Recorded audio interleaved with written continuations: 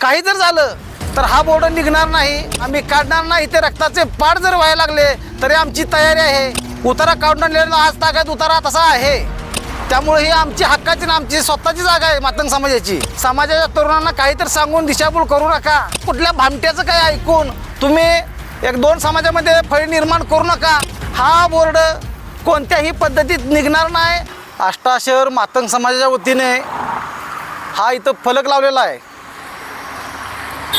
लोकशाहीर अण्णाभाऊ साठे हे सांगली जिल्ह्यातील वाळवा तालुक्यातील वाटेगावचे सुपुत्र आहेत. सांगली जिल्ह्याचे सुपुत्र आहेत. आणि आष्टा हे असं गाव आहे, ह्या गावामध्ये आमचा मातंग समाज खूप मोठ्या प्रमाणात आहे.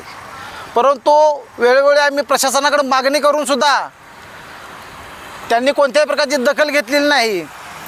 आज काही समाजकंटक आम्हाला म्हणतात की हा बोर्ड काढा, इथं अतिक्रमण केलेलं आहे.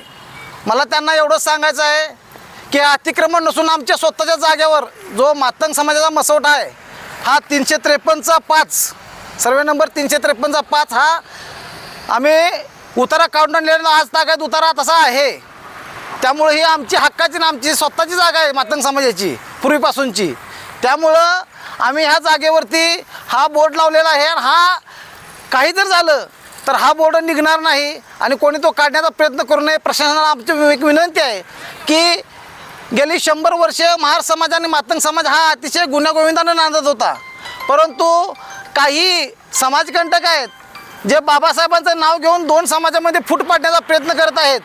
तर माझं दोन्ही समाजातील सर्व तरुणांना माझी एक विनंती आहे की अशा कुठल्या भामट्याचं काही ऐकून तुम्ही एक दोन समाजामध्ये फळी निर्माण करू नका. आपलं नातं पवित्र भावाभावासारखं आहे आणि ते भावाभावासारखं राहावं ही मी विनंती करतो.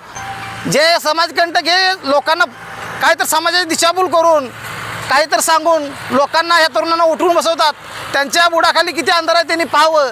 त्यांनी अशा बऱ्याच संस्था समाजाच्या नावावर काढलेल्या आहेत. शासनाकडून अनुदान लाटून स्वतःचं घर भरलेलं आहे. त्यांनी समाजाला समाजकारण चळवळ सांगायची नाही. आज आम्ही बाबासाहेब म्हणजे आमचा प्राण आहे आणि त्याच बाबासाहेबांच्या समाजातील म्हणजे आमचेच बंधभाव आमच्या विरोधात उभा राहतात. हेच आम्हाला दुःख वाटतंय.